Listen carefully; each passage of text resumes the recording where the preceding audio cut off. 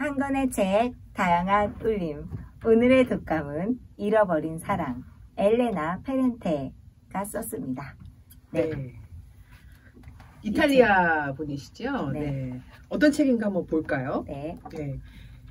이분이 책을 히트친 책은 사실은 이 책이 아니고 4부작 시리즈, 나폴리 4부작 시리즈 책이래요. 어떤 책이냐면요.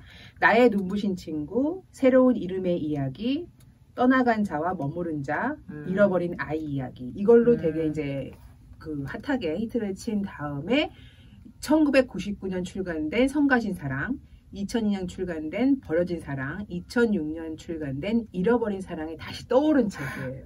사랑에 한 맺혔어. 한 맺혔어요. 네. 그래서 이 나쁜 사랑 3부작 시리즈가 네. 이분의 이제 초창기 책이시고 나폴리 4부작이 요즘 이제 핫한 책이 되는 거예요. 이 책은 중단편이라기에는 길고 장편이라기에는 짧은 세 작품에서는 페렌테의 여성 이야기를 들을 수 있습니다.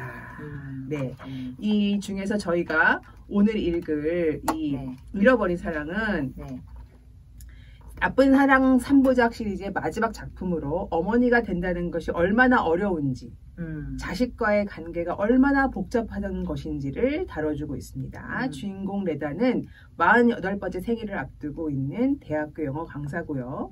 나폴리 출신이지만 대학교 진학을 위해 고향을 떠나 피렌체에 살았고 딸을 2명과 살았지만 남편과는 이혼한 상태입니다. 네, 이런 상태로 이제 이 이야기를 그려가고 있습니다.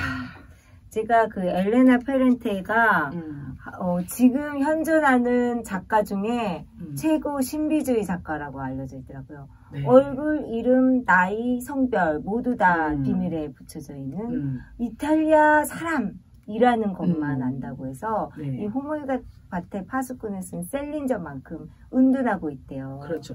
저 그것도 생각났어요. 성균관 스캔들 있잖아요. 저희 그 드라마로 만들어서 핫했던 그분도 작가분은 누군지 모르고 인터넷으로만 이렇게 인터뷰를 한다고 들었었거든요. 그래서 작품 외에 세상과 소통하기를 거부하는 작가.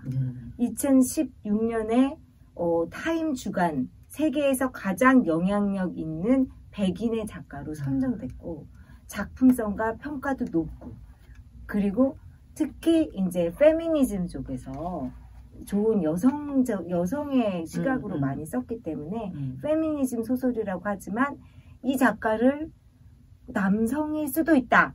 라는 또 추론도 있고 그래서 여기에 뭐 정체를 밝혀주세요 뭐 이런 어떤 해서 엄청난 또 이모저모 사건들이 있더라고요. 네. 추적에 나섰기도 했는데 그 텍스트 분석 기법으로 작품을 분석한 결과 남성 작가로 추정했대요. 근데 저도 이 책을 읽으면서 남성성이 많이 느껴졌거든요. 그래서 나는 이 사람이 남자일 것이다. 아니면은 남자가 쓰고 부인이 윤색 톨스토이처럼 그렇게 했을 수도 있다. 그거 괜찮다. 그거. 왜냐면 시선이 남성이야. 여자를 바라보는 시선이나 이런 것들이. 그래서 또 저는 음모 좋아하잖아요. 좋아하죠. 이거는 저기 남자가 쓴 여성 소설이다.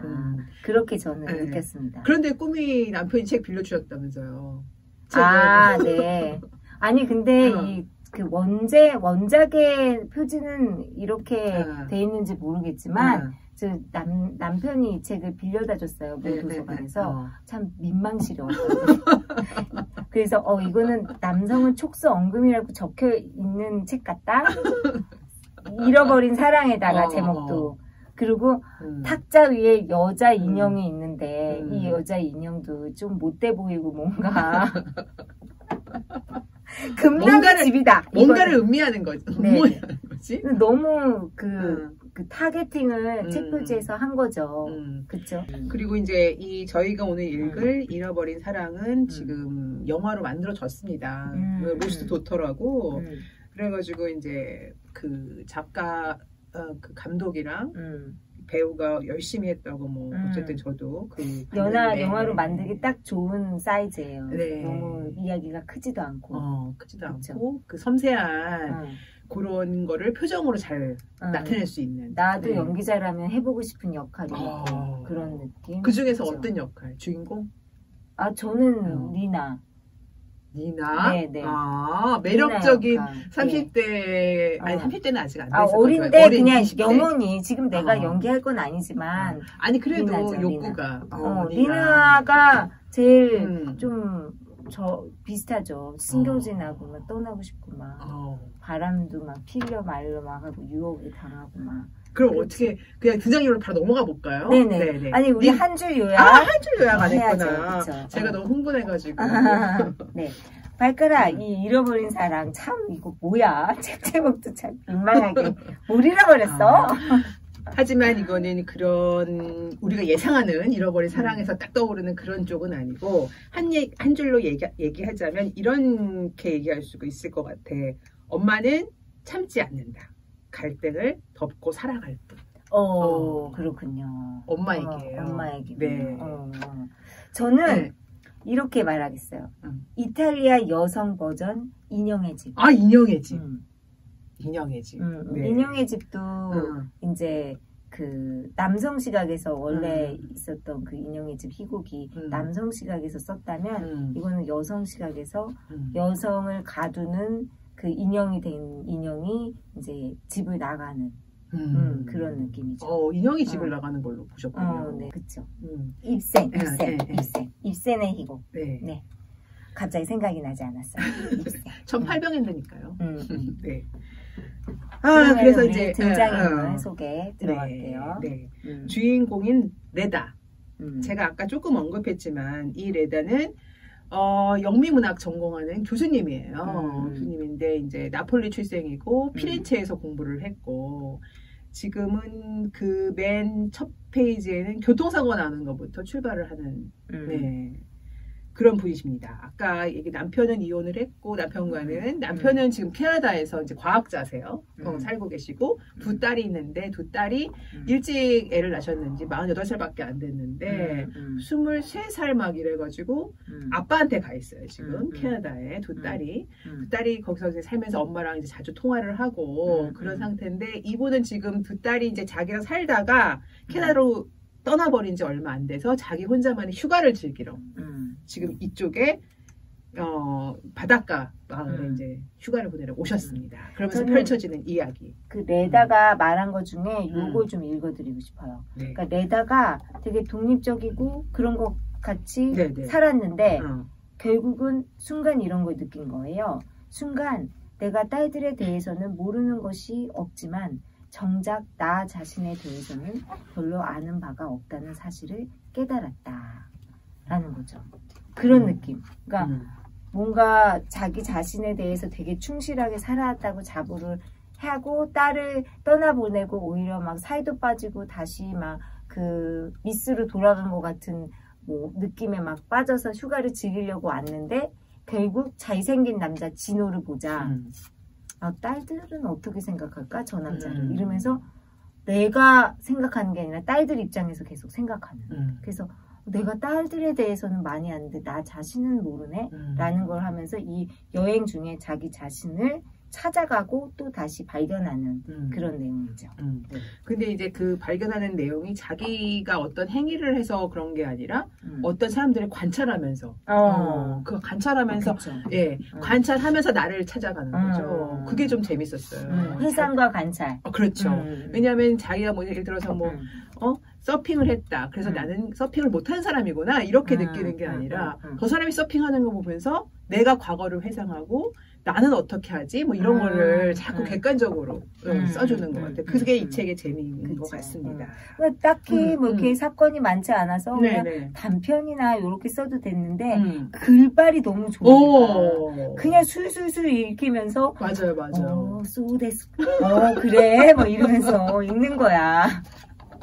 그래 그랬겠다. 다국적이세요. 이러면서 여러 나라 말이 막 나오면서. 아, 근데 그러니까. 이 분이 이제 그 얘기 자꾸 써요. 나폴리 출신이라서 나폴리 사투리가 자꾸 나온다. 나폴리 사투리 어떤지 좀 알고 싶긴 하더라고요. 저희가 이제 나폴리가 좀 뭐랄까 보수적인 곳인 것 같아요. 보수적이고 전통적이고 뭔가 여성들이 좀 억압하고. 근데 피렌체는 대학 도시고 뭐 좀 세련되고 예술의 도시라서 이 이제 레다가 빨리 나는 나폴리를 떠나서 이 촌스러운 나폴리의 그 사투리도 싫고 영어로 나 치환해가지고 어떻게 잘해보고 싶어가지고 피렌체로 간 거죠. 그러니까 친척들하고 막 얽혀 있고 모든 거를 같이 공유하고 무슨 사건 나면 다 뛰어오고 막 이런 그냥 좋은 사람도 있지만 이 사람은 레다는 싫었던 거죠. 그렇죠. 그래서 18살에 떠났습니다.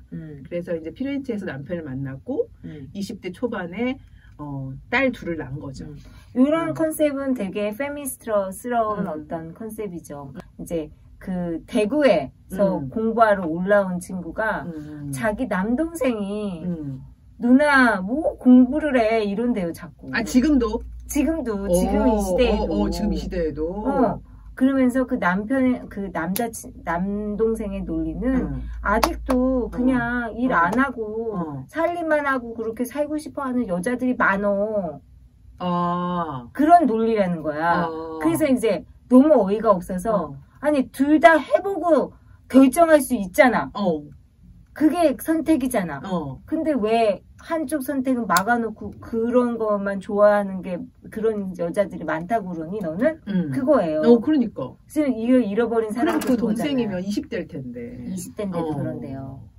신기하다. 그래서 제가 뭐 그런 편견이 있는 건 아니지만 서울의 남동생들은 안 그럴 것 같은데 대구의 남동생들은 그런가? 그러니까 왜 여자들의 삶을 둘 다 해보고 나는 그냥 집에 있는 게 좋아 그럼 집에 있으면 되잖아. 그렇지. 왜 선택지를 안 줘? 남자도 마찬가지잖아. 둘 다 해보고 나는 그냥 살림할래 이런 게 가능하잖아. 그러니까 왜 막아두냐고. 근데 그거에 대한 얘기가 이제 해주시는 거죠. 예, 그렇습니다. 그래서 아직도.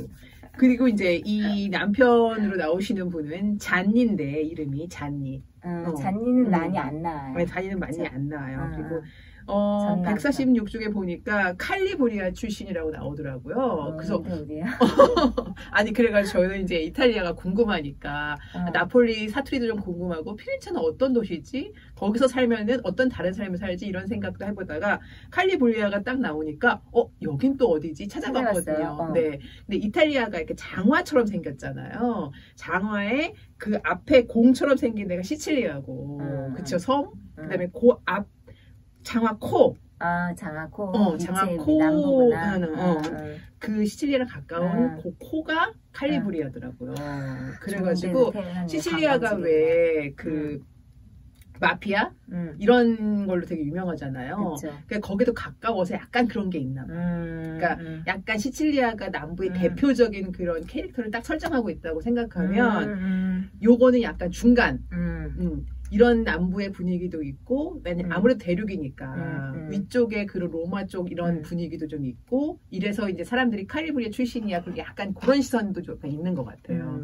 그래서 이제 쓸 때 이 잔니는 칼리브리아 출신이야 그러면은 약간 참 시골에 그냥 참 뭐랄까 대가족의 전통적이고 가부장적이고 이런 맞죠. 그런 걸 얘기하고 싶은 것 같더라고요. 바리바리 뭐 싸가야가 되고 바리바리 싸가야 되고. 그쵸, 우리나라로 대비하면 제사 막 변할 때 생선 100만 원치 사고 막 그런 집. 그래가지고 이제 한번 내려가면 차에다 가득 실어가지고 올라오고. 맞아. 빚지고 막 한번 내려가면. 진짜. 네, 그런 느낌. 그런 데서 출신의 과학자인데 지금 이제 캐나다에서 열심히 일을 하고 있고, 그 아이들이 어렸을 적에는 거의 도움을 안 주는. 그래가지고 이 분이 레다가 혼자 이제 애들을 둘을 케어하다가. 글쎄요, 뭐 그거는 레다의 느낌이지, 레다의 시선이지, 잔니는 그냥 원래 하던 대로 한 거죠. 그렇죠. 근데 이제 살기는 힘들었다. 부인이. 아니에요. 저는 그렇게 안 읽고 잔니가 레다 때문에 힘들었을 거예요. 왜냐면 레다가 워낙 강한 여자고 또 3년 동안 그 대학 교수랑 바람나서 나갔잖아요. 그렇죠. 그걸 참아주고 딸을 키웠는데 잔니는 할 만큼 한 거지. 아니 엄마한테 갖다 줬다 그랬잖아. 아니, 엄마한테 갖다 줬어도 나폴리에 있는 그 친정 엄마한테 갖다 줬다 그랬잖아. 아니 좀 키우다가 살짝 갖다 줬다고 그랬잖아요. 나중에 자기가 너무 출장이 심하니까. 그러니까 잔니는 더도 말고 그냥 평범한 남자야. 너 이 남자를 탓할 때 이 남자가 평균에서 지나치면 더 많이 탓해야 되고 평균이면은 그냥 사회를 탓해야지 이 남자를 탓하는 게 아니라 그렇잖아요. 좀 힘들겠다는데 제가 좀 애들을 키울 때 좀 도움을 못 받았기 때문에 그런지 좀 싫더라고요. 그거는 평균 남자예요. 그냥 잔니. 덜하지도 않고 그리고 병원에 그 교통사고 났을 때 왔잖아. 잔니가 맞지. 안 오면은 그거는 나쁜 거고. 그러니까 봤을 때 그래서 제가 이거 남자가 썼다는 느낌이 자꾸 들어요. 잔니를 표현하는 거나 이런 것들이. 왜냐면 더 나쁘게 썼을 거라고 여자가 썼으면. 여자가 썼으면 그 캐릭터를 독자가 확 이해할 수 있게. 그 교통사고 당했을 때 안 갔지. 남자가 쓴 거야. 내가 봤을 때. 거기서 갑자기 거기서 확. 여자가 썼으면 전 남편 내가 그 교통사고 당했을 때 전 남편 출연 안 시키지. 그리고 여기서 나오는군요. 음모의 시발점이. 네. 그다음에 큰 딸은 비앙카, 둘째는 마르타입니다. 그래요. 딸은 좀 넘어가고 딸은 그냥 캐릭터가 없죠. 그냥 그렇죠. 첫째 딸 좀 꼰대고 둘째 딸 칭얼거리고 찡얼 전형적입니다. 전형적인 뭐 딸 둘의 그런 이미지로 나오는. 그리고 이제 리나가 어떻게 보면은 이제 행동하는 주인공이죠. 나폴리에서 다 대가족이 휴가를 왔어요. 해변에. 나폴리가 워낙 관광지니까. 근데 딸이 있는데 딸 이름이 엘레나. 저자와 이름이 같고. 그리고 딸 인형도 되게 중요하죠. 딸 이름 나니.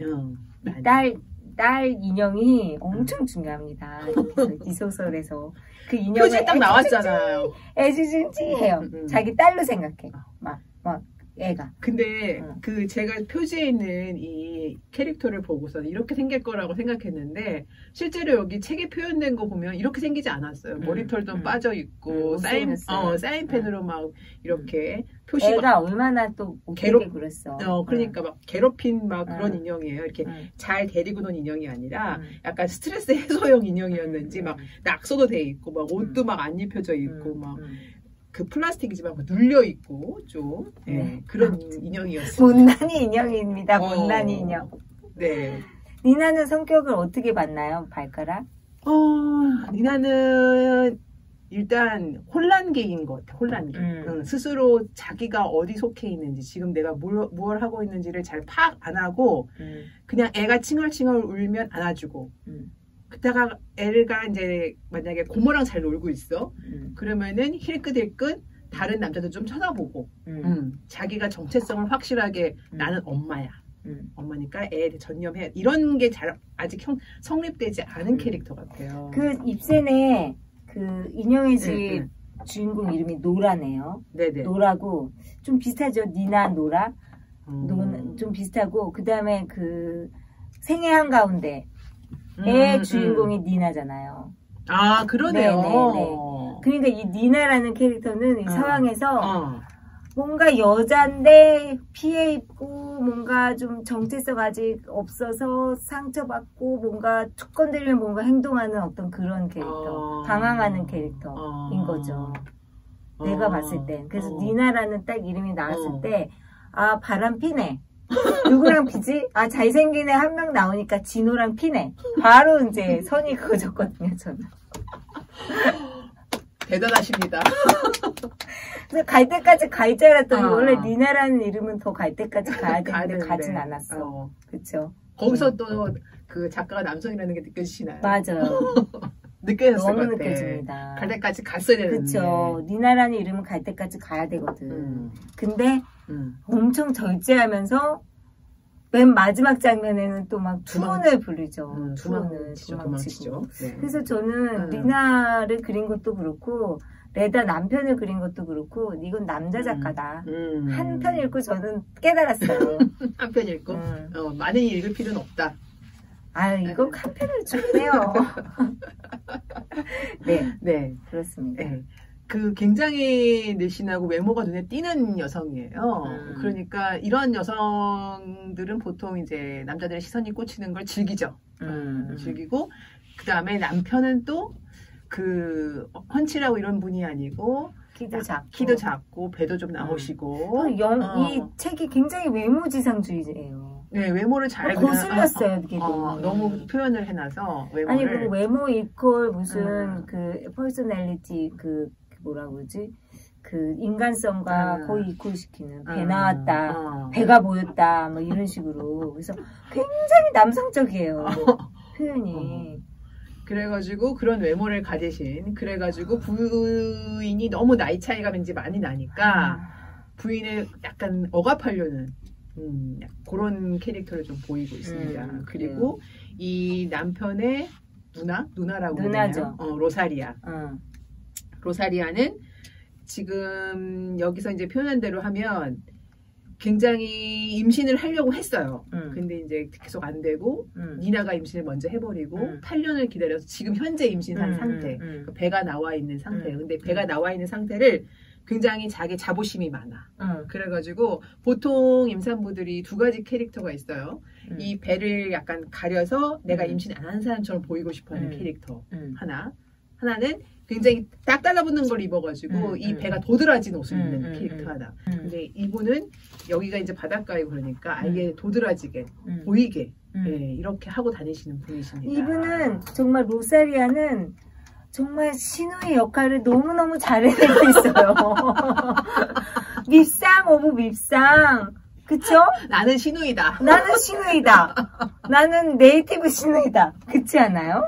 그쵸? 본투비 신우이. 너무 신우이를 잘하고, 막 애가, 우리 니나 애가 또 떼쟁이잖아요. 엘레나가. 엘레나가. 그래서 막 다 해질녘에 막 수영하고 싶다고 그러면은, 어른이면은, 하지 마, 집에 가자, 막 이래야 되는데, 같이 가자, 나랑, 막 이래. 그 엄마가 미치지.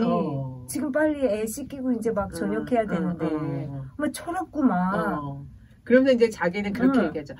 나는 이 애가 태어나기만 하면 애를 위해 살 거야. 너는 지금 애를 위해 살고 있지 않아.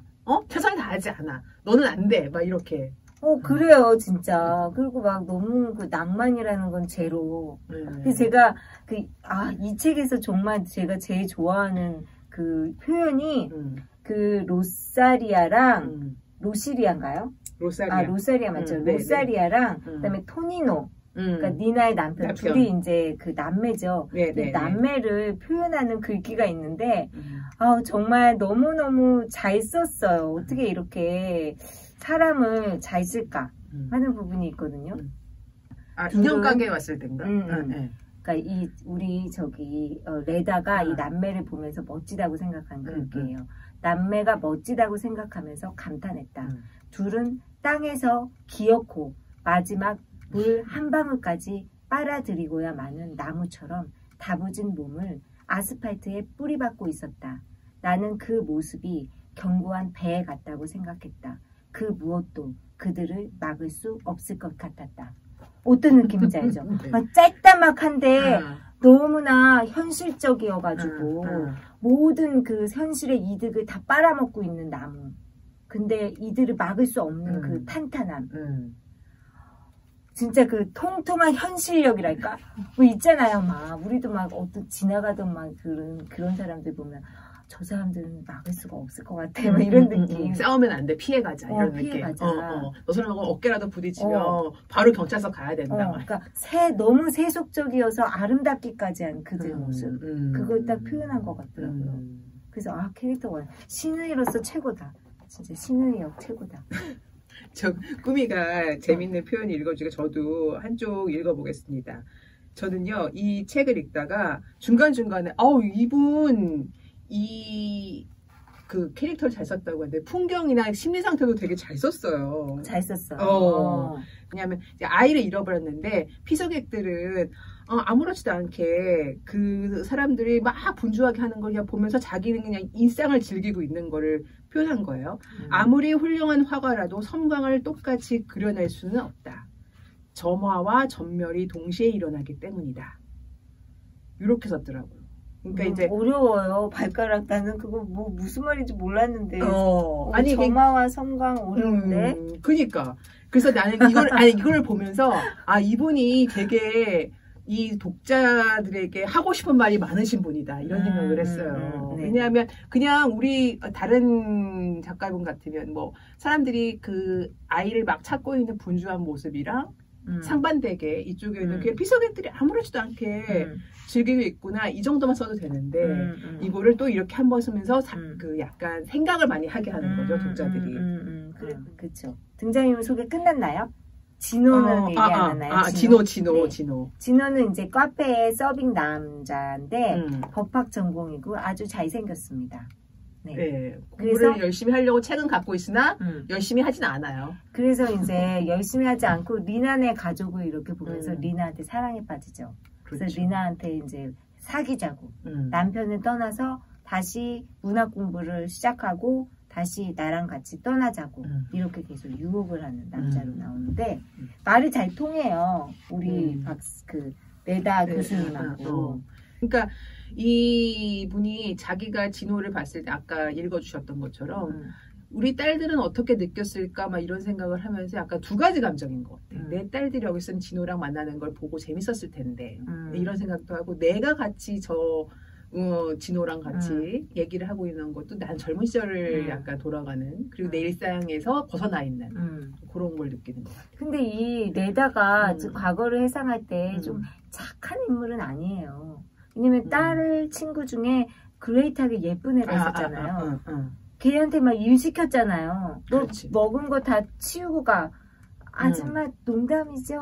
같이 먹었잖아요. 아니 너만 먹었어. 너 치워. 막 이러면서 그냥 예쁘다는 이유 하나로 그냥 너무 완벽하게 예쁘다는 예쁜 애가 우리 애랑 친하다는 이유 하나만으로 애한테 그렇게 못되게 구는 너무 이해가 안 갔거든요. 저는 그런 것들. 그러니까 이 여자가 좀 뒤틀렸다 뭔가 어렸을 때부터. 근데 그 연유가 자기 엄마 때문이었잖아요. 엄마가 그렇지. 너무 억압적이었죠. 이거 하지마 저거 하지마. 그쵸. 그리고 뭐 아이들한테 할 적에 순간적으로 뭐 가정폭력에 가까운 폭력을 휘둘렀다던가 이런 거는 좀 과하죠. 네. 그러니까 이 레다라는 엄마가 기존의 이제 엄마들 숭고한 그러고 막 이제 그런 우리 미디어에서 다루는 엄마의 완벽한 그런 걸 좀 깨는 캐릭터를 창조하고 싶었던 것 같아요. 저는. 네, 맞죠? 왜냐하면 중간에 그렇게 3년 동안 집을 나가 있는 순간 한 번도 연락을 안 했다 그랬어요. 전화 통화 한 번. 그러기는 평범한 사람은 어렵잖아요. 네. 그리고 딸 둘이 막 자기 얘기만 한다고 뭐라고 하고. 그럼 엄마한테 내 얘기하지 엄마 얘기 듣진 않잖아. 엄마 얘기 엄마 친구한테 해야지. 이런 생각하잖아요. 딸들은. 맞아. 그치? 그럼 그러려니 딸들이 그러려니 하잖아 보통. 근데 또 뭐 전화해봤자 뭐 내 얘기는 하나도 못하고 지들 얘기만 할 텐데 뭐 이런 정서예요. 근데 또 그렇다고 집적으로 딸들한테 말은 못해. 말을 못하고 그냥 그렇게 생각만 하고 전화 왔을 때 또 전화 왔어 그러면서 괴로워하는 거죠. 그러니까 약간 뭔가 좀 그 기존의 그런 엄마의 모성에 이런 엄마도 있다. 그런 거죠. 아니 그런 것 같아요. 저는 그렇다기보다는 엄마들 사실은 다 그런 생각을 많이 해요. 순간 아이들한테 맛있는 밥을 줬다가도 사실 저도 그런 적 있거든요. 밥을 줬다가도 애가 너무 거기에 몰입해가지고 다른 것도 보지 않고 거 있으면은 저걸 저렇게까지 먹을 일인가 막 그러면서 약간 그 애 머리를 갑자기 그 음식 속으로 푹 집어넣어 버리고 싶은 그런 생각이 있어요. 아니 밥 주고 왜 구박해? 아니 그러면 그런 생각이 있다는 거죠. 구박의 본능이 있나요? 그러니까 생각이 있다는 거죠. 이게 머리에 확 눌러서 그 음식을 확 쳐받고 싶은 그런 생각이 좀 있어요. 근데 그렇다고 그거를 행실에 옮기진 않죠. 행실에 옮기진 않지만. 그러면 진짜 너무 무서울 것 같아 엄마가. 아니 그러니까 밥 차려줘서 밥 먹고 맛있게 밥 먹고 있는데 푹. 그러니까 이 엄마도 사실은 딸이 전화를 와서 딸 얘기만 한다고 전화를 확 끊어버리지는 못하잖아요. 하지만 속으로는 내가 입에 끝까지 들어야 되나 이런 생각을 한다는 거죠. 근데 이런 거는 엄마들이라면 모두 이중적으로 다 가지고 있지만 그거를 제가 그래서 이제 처음에 얘기를 할 때 갈등을 계속 덮고 있다 그랬잖아요. 엄마들이 갈등을 덮고 있어요. 덮고만 있는 거야. 그러다가 이 가정폭력에 비슷한 이런 행동을 하잖아요. 애를 막 갑자기 한 대 때렸는데 때리죠. 갑자기 막 계속 때리면서 그러니까 남편이 막 말리고 절제를 하지 못하는 이런 거는 이제 소설이니까 너무 이제 크게 사건을 크게 키운 거고 기본적으로 사람이니까 이게 울분이 갑자기 몸에 이게 누적돼가지고 어느 순간 터질 듯한 순간이 있다는 거죠. 아무튼 그 남편과의 사이가 멀어진 게 또 한 여성이 있었잖아요. 그 뭐 애한테 너무 잘해주는 루칠라라고. 루칠라. 막 전 남편과 옛날에 친구 부부랑 같이 놀았는데 루칠라가 자기 애한테 너무 잘해주고 막 인형도 막 성대모사 해주면서 너무 과하게 애들한테 친절해가지고 애들이 막 루칠라 이모 언제 와? 막 이 정도로. 근데 나중에 잔니와 또 관계를 가졌어. 그렇지. 그렇지, 이게 모르는 거라니까. 그 여자가 그런 흑심이 있어가지고 애들한테 잘했나, 막 이런 생각도 들고. 여러 가지 좀 박완서 소설 같은 부분들이 너무 많더라고요. 박완서가 딱 이렇게 루칠라라는 캐릭터를 딱 심어놓는 경우가 있잖아요. 알고 봤더니 이랬다, 뭐 이런 느낌에. 그래서 진짜 비슷하다, 느꼈죠. 박완서 소설 읽었나. 그래가지고 그 시기에 다가 약간 뭐가 겹쳤어요. 루칠라도 있고 그다음에 이제 우연히 그 히치하이킹 해준 브렌다라는 여성분이 자기의 글을 하나 가져갔는데 그 글을 그 영미문학의 뭐 대가인 한스 이분한테 주는 바람에 그 이제 대단한 교수님한테 콜을 받은 거죠. 너 공부 더 열심히 해보지 않았는데. 콜만 받는데 그 교수님도 바로 왜 또 같이 막 그러자고 또 그래가지고 뭐야 이거 그래가지고 자기 글이 선택받은 거야 아니면 뭐 자기가 사람이 선택받은 거야 애매했죠. 애매하지만 또 그 시기에 애매한 거를 확실하게 하지 않고 거기서 이제 이게 나의 기회일 수 있어. 그래서 확 떠나버리는 거죠. 그렇죠. 떠났죠 아주 확. 그렇습니다. 아무튼 그런 과거가 있는데 리나를 보니까 자기 옛날 생각이 나면서 리나를 좀 해방시켜주고 싶은 마음이 들었어요. 근데 마침 엘레나가 리나의 딸이 인형을 난이라는 인형을 잃어버렸는데 그걸 훔친 건 아니야. 주웠죠. 주웠는데 돌려주지 않은 거죠. 왜 안 돌려줬다고 생각해요? 그 약간 두 가지 마음이 있었을 것 같아요. 걔가 그걸 잃어버려서 그 집이 혼란기에 빠지는 거를 좀 원했어. 너무 시끄럽고 짜증나가지고. 그 집이 너무 평화롭고 너무 사건 없이 막 다 흘러가는데 니나는 불행해 보이는데 저 집이 한 사건이 있었으면 좋겠어. 인형이 없어지면서. 그런데 사건이 일어나지 않았으면 돌려주려고 했는데 사건이 너무 커져버리니까 못 돌려준 것도 있고 또 하나는 그 인형을 보면서 자기 이제 과거의 자기 인형을 딸한테 줬을 때 딸이 그냥 구박해버리는 이런 거를 떠올리면서 자기가 인형을 갖고 놀고 싶은 그런 심정이 좀 있었다고 생각해요. 그래요. 저도 공감해요. 저는 또 하나의 그 이유를 하나 대자면 그 리나의 딸 엘레나 걔가 밉상이었어. 밉상이었지. 왜냐면 리나 입장에서는 어린 엄마 18살에 애를 낳았잖아요. 그러니까 얘가 태어나지 않았으면 리나 같은 경우는 더 먼 곳에 가서 공부도 하고 뭔가 더 발전할 수 있었는데 발목 잡은 게 엘레나인데 얘가 엄청 떼쟁이야. 그리고 약간 보니까 남편을 많이 닮았어. 그리고 얘가 미운 거야, 애가. 그리고 리나가 얘한테 엄청 잘하는데 로사리아는 또 못한다고 구박당하니까 얘가 원흉인 거지. 그래서 얘 아이의 인형을 뺏음으로 인해서 괴롭히고 싶었고 그 뺏고 싶었던 게 자기 엄마가 자기를 되게 구박했잖아요. 그러니까 이렇게 사랑을 독차지하는 이 엘레나가 싫었던 거야. 질투야, 질투. 엘레나의 질투. 그 꼬마를 질투한 거야. 왜냐면 너무 사랑을 받고 있고 막 너무 보호를 받고 있고 막 그러니까 봐봐. 리나가 보호해, 그 다음에 로사리아가 보호해, 또 아빠가 보호해, 모든 거가 다 이 아이한테 초점이 맞춰져 있잖아요. 근데 자기 어렸을 땐 어땠어? 엄마한테 구박당했지, 가족들한테 무시당했지, 여러 가지 안 좋았잖아. 그거가 이제 폭발한 거죠. 로사리아 고모가 임신을 했잖아요. 근데 로사리아 고모가 임신한 거를 보고 이 인형이 임신했다고 생각하고 물도 집어넣고 그랬어요. 벌레도 집어넣었잖아요. 그래가지고 결국 아니 그러니까 그 벌레가 어쨌든 낚시터에서 물이나 이런 거는 어쨌든 생명이 없는 건데 생명이 있는 걸 집어넣음으로써 인형이 임신했다는 걸 창조한 거죠. 그래가지고 나중에 이제 막 그 집에서 물이 자꾸 나오고 막 이러니까 거기 있는 물을 다 빼내야지 하다가 벌레도 나왔잖아요. 그거가 의미가 크다고 생각했나 보죠. 저 그냥 벌레인가 보다 했죠. 그래서 이 벌레가 나오면서 약간 이 인형을 가져왔지만 인형을 밉게 또 보여지고 싶은 작가의 의도가 있었나. 벌레가 나오면 싫어지잖아요, 일단. 그래서 벌레인가 보다 하죠. 벌레인가 보다 하셨어요? 네. 벌레도 있었고 뭐도 있었고 뭐 그렇게 생각했죠. 이 인형을 굉장히 디스커스팅하게 만들었다. 작가가 그러니까. 흉측하게. 그래서 나중에 결국 이 사람 인형 그냥 돌려줘버려? 이런 생각을 더 들게 하지 않았나. 아니면 또 옷도 입혀주고 막 씻겨주고 그랬잖아요. 그렇지만 이제 그 다음에 벌레가 나왔으니까. 결국 돌려주게끔 설득하지 않았나. 돌려줘야 된다는 거를. 그렇게 좀 느꼈었어요.